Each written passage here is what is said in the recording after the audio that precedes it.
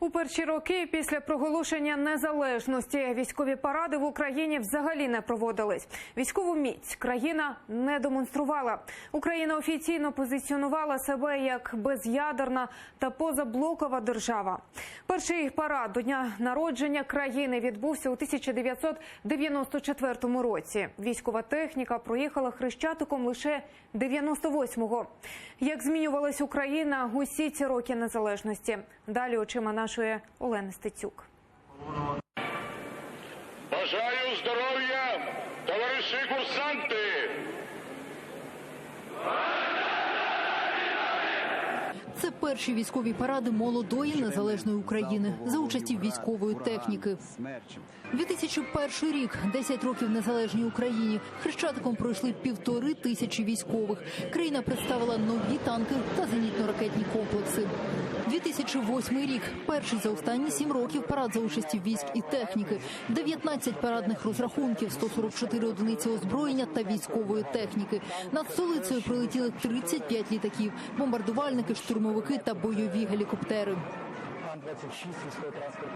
Рекордним у 2000-х став парад 2009 року. 3,5 тисячі військових пройшли Хрещатиком. У параді задіяли військову авіацію.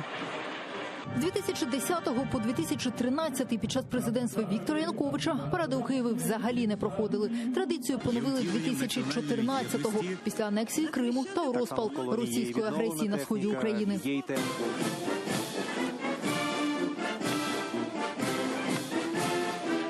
Вперше на параді крокували учасники бойових дій. Майданом крокують хлопці, які захищають в зоні антитерористичної операції нашу незалежність, нашу територію, життя наших громадян. Вперше лунає «Пливе кача» у пам'ять про загиблих на неоголошеній війні.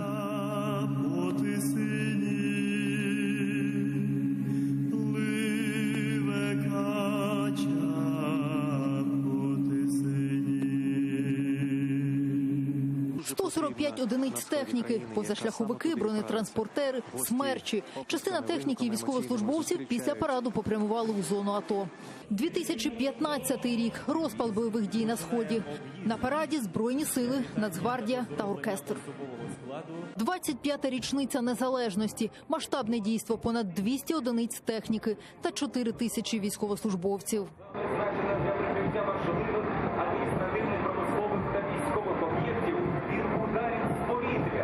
Минулого року вперше у військовому параді брали участь представники НАТО, 200 військовослужбовців та 9 міністрів оборони країн Альянсу.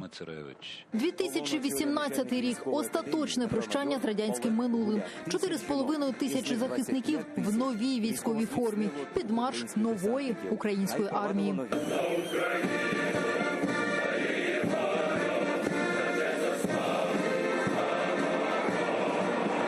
Українські артилерійські установки натівського стандарту «Богдана» та американські «Джавеліни». І вперше з 2009 року у небі сучасна військова авіація. І головне те, що найбільше дратує агресора – нове військове вітання. Слава Україні! Олена Стецюк, Заман, АТР.